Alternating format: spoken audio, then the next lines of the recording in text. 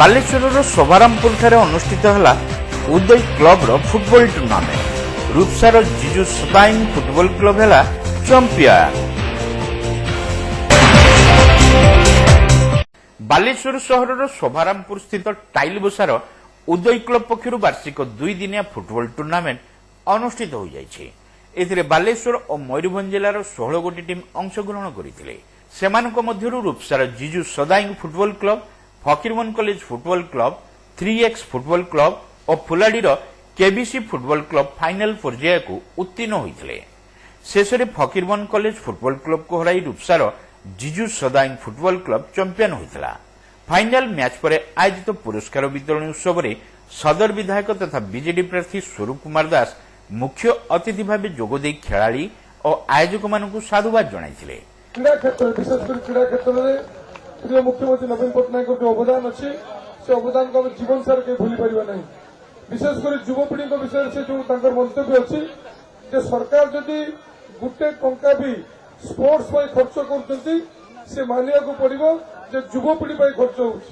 କାହିଁକି ନା ଆଜି ଯୁବପିଢ଼ିମାନଙ୍କୁ ଏକତ୍ରିତ କରିବାର ସ୍ପୋର୍ଟସ ଗୋଟେ ବହୁତ ବଡ଼ ମାଧ୍ୟମ ଏବଂ ସ୍ପୋର୍ଟସ ଦ୍ୱାରା କେବଳ ଆମର ସ୍ୱାସ୍ଥ୍ୟ ଭଲ ନୁହେଁ, ଭଲ ରହିବ ସେ କଥା ନୁହେଁ, ଆମ ଭିତରେ କମ୍ପିଟେଟିଭ ସ୍ପିରିଟ୍ ହେବ, ଗୋଟେ କିଛି କରି ଦେଖେଇବାର ସ୍ପୃହା ଆମ ଭିତରେ ଜାଗୃତ ହେବ। ବନ୍ଧୁଗଣ, ଆଜି ବାଲେଶ୍ୱରରେ ଓଡ଼ିଶାର ତ ପରିଚୟ ସ୍ପୋର୍ଟସ କ୍ଷେତ୍ରରେ ବିଶ୍ୱସ୍ତରରେ ଅଛି। ଫୁଟବଲ କଥା ହଉ, ହକି କଥା ହଉ, ଆପଣ ରଗ୍ବି କଥା ହଉ, ବ୍ୟାଡମିଣ୍ଟନ କଥା ହଉ, କବାଡି କଥା ହଉ, ସୁଇମିଂ କଥା ହଉ, ଆପଣଙ୍କର ଆର୍ଚେରୀ କଥା ହଉ, ବିଭିନ୍ନ ସ୍ପୋର୍ଟସରେ ଆଜି ଓଡ଼ିଶା ଅନ୍ୟ ରାଜ୍ୟ ପ୍ରତି ଅନ୍ୟ ଦେଶ ପାଇଁ ଗୋଟେ ଉଦାହରଣ ଚାଲିଛି। ଯୋଉ ଭୁବନେଶ୍ୱରରେ ଆମର ଆପଣଙ୍କର କଳିଙ୍ଗ ଷ୍ଟାଡିୟମର ଯୋଉ ହାଇ ପରଫରମାନ୍ସ ସେଣ୍ଟର ଅଛି ସେଠି ସାରା ଭାରତ ବର୍ଷର ନୁହେଁ ସାରା ପୃଥିବୀରୁ ଯେଉଁମାନେ ବୁଲିବା ପାଇଁ ଦେଖିବା ପାଇଁ ଆସିଛନ୍ତି ସେମାନେ କହିଛନ୍ତି ଯେ ସାରା ଭାରତ ବର୍ଷ ଏମିତି ଟ୍ରେନିଂ ସେଣ୍ଟର କେହିଠି ନାହିଁ ଯେ ନବୀନ ବାବୁ ଯୁବକମାନଙ୍କ ପାଇଁ କରିଛନ୍ତି, ସ୍ପୋର୍ଟସ ପ୍ଲେୟରମାନଙ୍କ ପାଇଁ କରିଛନ୍ତି। ଏବଂ କେବଳ ଭୁବନେଶ୍ୱର ସୀମିତ ନାହିଁ, ଆଜି ସାରା ଓଡ଼ିଶାରେ ପ୍ରତ୍ୟେକ ପଞ୍ଚାୟତ ହଉ, ପ୍ରତ୍ୟେକ ମ୍ୟୁନିସିପାଲିଟି ହଉ ଖେଳ ପାଇଁ ଆଗକୁ ନେବା ପାଇଁ ବ୍ୟବସ୍ଥା କରାଯାଇଛି। ଏହି ଫିଲ୍ଡ କଥା ନନା ମୋତେ କହୁଥିଲେ, ଆମେ ଏହି ଫିଲ୍ଡକୁ ବାଛିଥିଲୁ ଫୁଟବଲ ଫିଲ୍ଡ କରିବା ପାଇଁ। କିନ୍ତୁ ଫୁଟବଲ ଫିଲ୍ଡ ପାଇଁ ଯେତିକି ଆମକୁ ଜାଗାର ଆବଶ୍ୟକ, ଯୋଉ ରେଲୱେ ଲାଇନ ନୂଆ ଏବେ ଏକ୍ସପାନ୍ସନ ହବ ତା ଜାଗା ସୀମା ଛାଡ଼ିଲା ପରେ ସେତିକି ଜାଗା ଆମର ଫୁଟବଲ ପାଇଁ ବଞ୍ଚୁନାହିଁ। କିନ୍ତୁ ଫୁଟବଲ ନହେଲେ ବି ଏ ଫିଲ୍ଡକୁ ଡେଭଲପ କରାଯିବ। ଆଗାମୀ 1 ବର୍ଷ ଭିତରେ ଫିଲ୍ଡ ଖୁବ୍ ସୁନ୍ଦର ଭାବେ ଡେଭଲପ ହବ। ଆମର ମିନି ଷ୍ଟାଡିୟମ କରିକି ଆମେ ଫୁଟବଲ ଖେଳିବା, ତା ସହିତ ଅନ୍ୟାନ୍ୟ ଖେଳ ମଧ୍ୟ ଆମେ କରିବା, କ୍ରିକେଟ ଖେଳିବା। ଥରେ ରେଲୱେର ବାଉଣ୍ଡରୀ ଫିକ୍ସ ହେଇଗଲା ପରେ ଆମ ଯୋଉ ଏରିଆ ବାହାରି ପଡ଼ିବ ଆମେ ତାକୁ ଖୁବ୍ ସୁନ୍ଦର ଭାବେ ଡେଭଲପ କରିବୁ। ସେଠି ଫେନ୍ସିଂ ମଧ୍ୟ ରେଲୱେ ଯଦି ନ କରିବ ଆମେ ଆମର ଫେନ୍ସିଂ କରିଦେବୁ ପିଲାଙ୍କ ସୁରକ୍ଷା ପାଇଁ। ଯୁବୋଦ୍ୟୋଗୀ ଯୋଗେଶ୍ୱର ମହାନ୍ତି, ପୂର୍ବତନ ପୌର ଉପାଧ୍ୟକ୍ଷ ମନୋଜ ରାଉତ, କାଉନ୍ସିଲର ଶେଖ୍ ଆୟୁବ, ବିଜୁ ଯୁବ ଜନତା ଦଳ ରାଜ୍ୟ ସାଧାରଣ ସମ୍ପାଦକ ଧୀରେନ ନାୟକ, ଯୁବନେତା ସୁଦୀପ୍ତ ପିଟର, ସମାଜସେବୀ ସନ୍ତୋଷ ଅଗସ୍ତି ଓ ବିମଲ ଖଣ୍ଡେଲୱାଲ ପ୍ରମୁଖ ଏଥିରେ ସମ୍ମାନିତ ଅତିଥି ଭାବେ ଯୋଗଦେଇ ଖେଳାଳି ଓ ଆୟୋଜକଙ୍କୁ ଉତ୍ସାହିତ କରିଥିଲେ।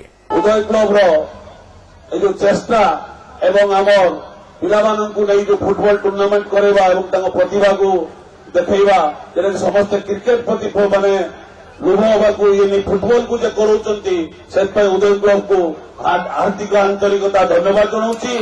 ଏବଂ ସେ ଏଇଭଳି ସବୁ ବର୍ଷ ପିଲାଙ୍କର ପ୍ରତିଭାକୁ ଦେଖାନ୍ତୁ ଏବଂ ସେ ପିଲାମାନେ ତାଙ୍କ ପ୍ରତିଭା ଦେଖାନ୍ତୁ। ଯିଏ ହାରି ଯାଉଛି ସେ ଶପଥ ନେଇକି ଯାଉ ଆର୍ଥର କେମିତି ଜିତିବି, ଯିଏ ଜିତୁଛି ସେ ଶପଥ କରି ଯାଉ ମୁଁ କିଭଳି ଚମ୍ପିୟନ ହେବି ଏବଂ ବାଲେଶ୍ୱର ନାମ ରଖିବି, ଶୋଭାରାମପୁର ନାଁ ରଖିବି। ପରେ ଅତିଥିମାନେ ଚମ୍ପିଆନ ଓ ରନର୍ସ ଅଫ୍ ଦଳକୁ ପୁରସ୍କାର ଅର୍ଥରାଶି ପ୍ରଦାନ କରିଥିଲେ। ସ୍ଥାନୀୟ ପୂର୍ବତନ କାଉନ୍ସିଲର କୈଳାସ ଦାସ କାର୍ଯ୍ୟକ୍ରମ ପରିଚାଳନା କରିଥିଲେ। ଉଦୟ କ୍ଲବର ସଭାପତି ହିମାଂଶୁ ପାତ୍ର ଓ ସମ୍ପାଦକ ଅଜିତ କୁମାର ସିଂଙ୍କ ପ୍ରତ୍ୟକ୍ଷ ତତ୍ତ୍ୱାବଧାନରେ ଆୟୋଜିତ ଏହି ଟୁର୍ଣ୍ଣାମେଣ୍ଟକୁ ସାଗର ହାଁସଦା, ସଂଗ୍ରାମ ମାଝୀ, ପ୍ରିନ୍ସ ସିଂ, ଶ୍ୟାମ ମାରାଣ୍ଡି, ପଦନ ବିନ୍ଧାଣୀ, ମନୋରଞ୍ଜନ ବିନ୍ଧାଣୀ, କଲ ମୁର୍ମୁ, ସୁଦାମ ଚନ୍ଦ୍ର ନାୟକ ପ୍ରମୁଖ ପରିଚାଳନା କରିଥିଲେ। ତେବେ ଏହି ଅବସରରେ ଆଦିବାସୀ ଭାଇ ଭଉଣୀଙ୍କ ସାମୂହିକ ନୃତ୍ୟ ଆକର୍ଷଣର କେନ୍ଦ୍ରବିନ୍ଦୁ ପାଲଟିଥିଲା।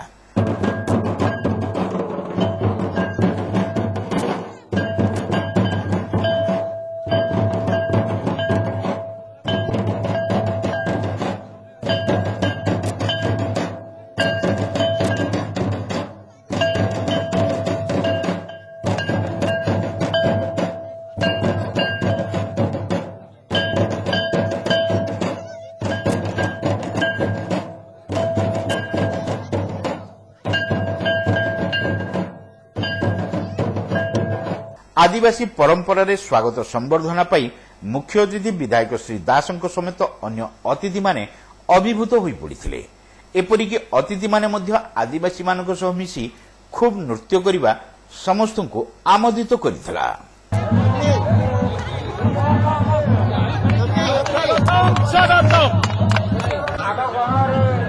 ଆମ